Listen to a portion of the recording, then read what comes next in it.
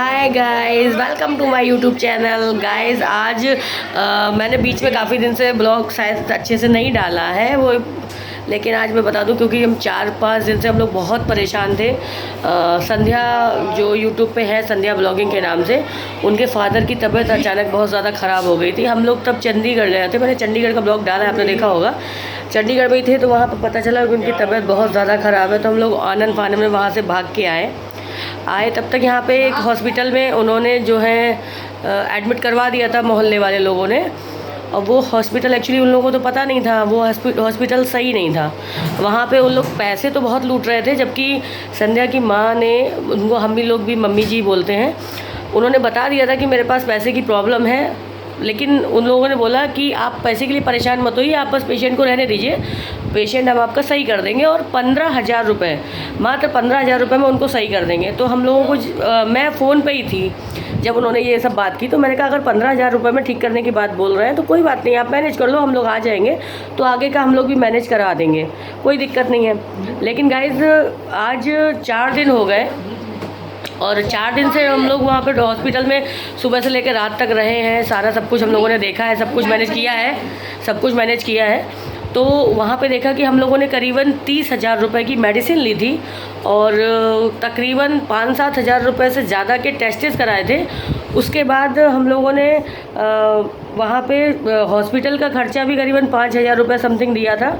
और उसके बाद भी आज वो 16,000 रुपये का बिल लेके हमारे पास खड़े थे। तो हम लोगों ने जब बोला कि आपने जब 15,000 बोला था तो ये इतना सारा कैसे हो गया, जबकि ऑलरेडी हम लोग इतना पे करते जा रहे हैं। तो गाइज़ वो लोग अपनी बात से ही मुकर गए, बोले ऐसा हो ही नहीं सकता, ऐसा कुछ कोई बोल ही नहीं सकता। जबकि मैंने बोला कि हम लोग ऑन कॉल थे, जब आपसे बात हो रही थी तो मैं लाइन पे थी, मैंने खुद अपने कानों से सुना कि आप लोगों ने ऐसा बोला। लेकिन गाइस उन लोगों ने नहीं माना। फिर बहुत वहाँ पे बहुत हंगामा हुआ, हम लोगों ने भी बहुत कहा सुनी की, क्योंकि गाइस उनकी कंडीशन ऐसी नहीं थी। जिस बंदे की कंडीशन ये नहीं थी कि वो 2,000 रुपये का इलाज करा सके, उस बंदे के लिए उन लोगों ने करीबन 40,000 रुपये का बिल बना के रखा था, 40-45 हज़ार रुपये का।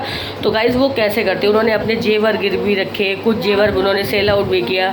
हम लोगों ने भी, सब लोगों ने भी जितना हो सका थोड़ी बहुत हेल्प भी की, लेकिन फिर भी उतना मैनेज नहीं हो पा रहा था। तो आज हम लोगों ने काफ़ी हंगामा भी वहाँ पे किया, क्योंकि हम लोगों को गुस्सा आ रही थी।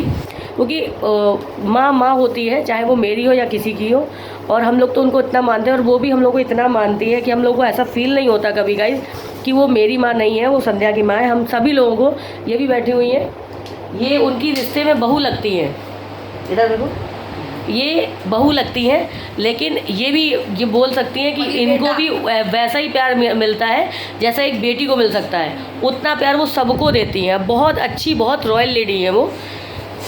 और उनको परेशान देख के हम लोगों को बहुत तकलीफ़ हुई, तो हम लोगों ने बहुत वहाँ पे हंगामा काटा। उसके बाद एट लास्ट हम लोगों ने वहाँ से उल्टा सीधा करके पैसे 9,000-10,000 रुपये जमा करके वहाँ से उनको निकाला, उनके पापा जी को निकाला। उसके बाद वहाँ से हम लोगों ने ले जाके दूसरे हॉस्पिटल में उनको एडमिट किया।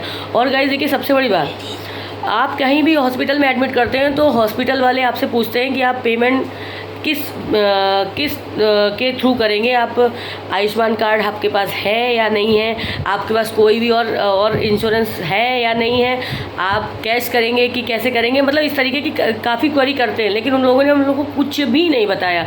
और आज जब हम लोगों को डिस्चार्ज कर चुके, उसके बाद पता चला कि उनके यहाँ पे भी आयुष्मान कार्ड अलाउड था, बट उन्होंने एक बार भी नहीं बोला, जबकि पापा जी का आयुष्मान कार्ड बना हुआ है। आप सोचिए गाइस, कितना ज़्यादा उन्होंने लूटा। बदतमीज़ी की हद, एक हद होती है।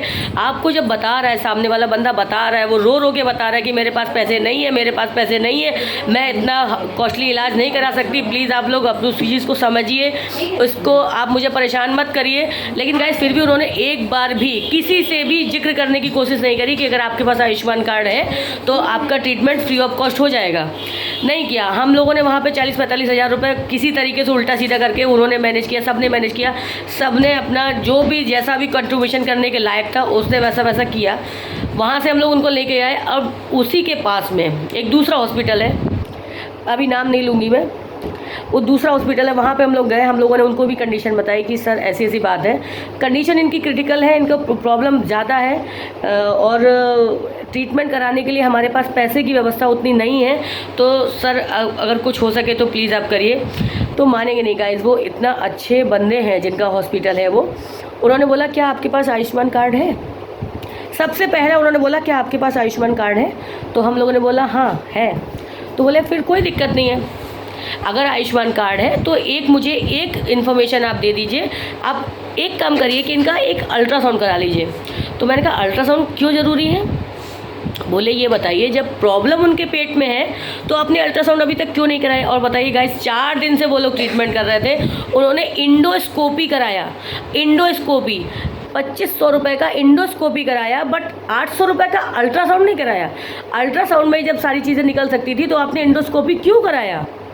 ठीक, उसकी चलिए कोई बात नहीं। इन्होंने बोला आप अल्ट्रासाउंड करा लीजिए। मैंने अल्ट्रासाउंड करवाया जाके, और अल्ट्रासाउंड में वो जो प्रॉब्लम उनको चाहिए थी वो मतलब उसका सलूशन उनके पास अल्ट्रासाउंड में निकल आया कि प्रॉब्लम ट्रीटेबल है, ट्रीट हो सकता है, ठीक हो जाएंगे।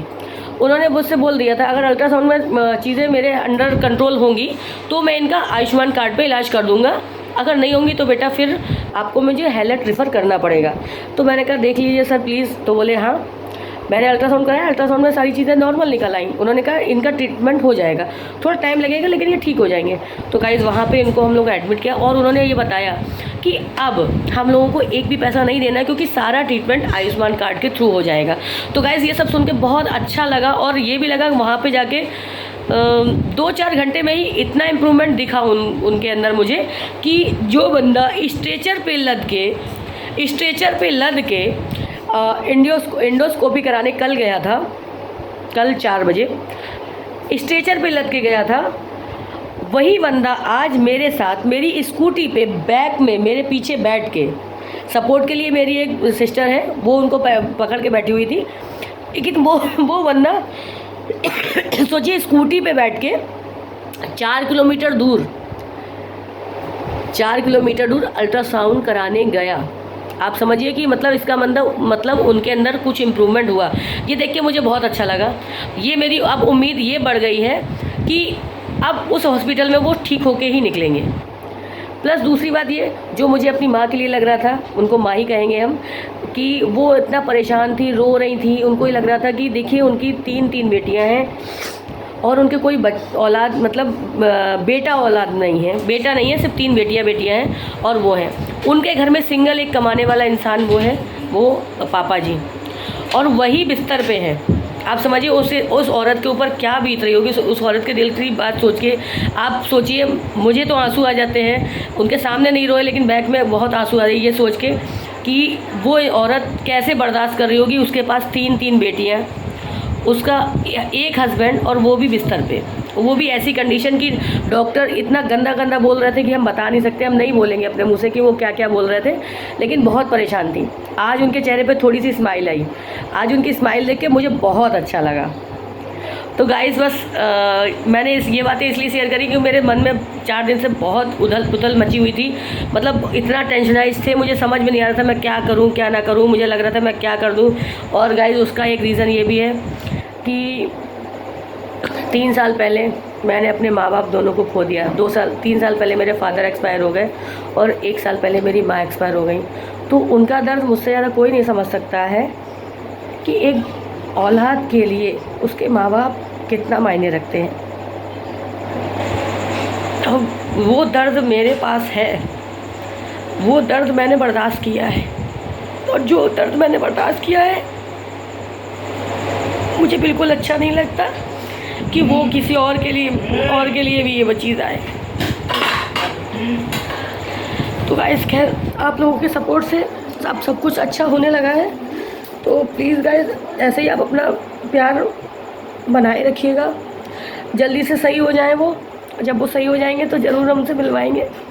तो गाइस अब हम अपने ब्लॉग को यहीं पे खत्म करते हैं क्योंकि आप बोल नहीं पाएंगे। ठीक है, ओके गाइस।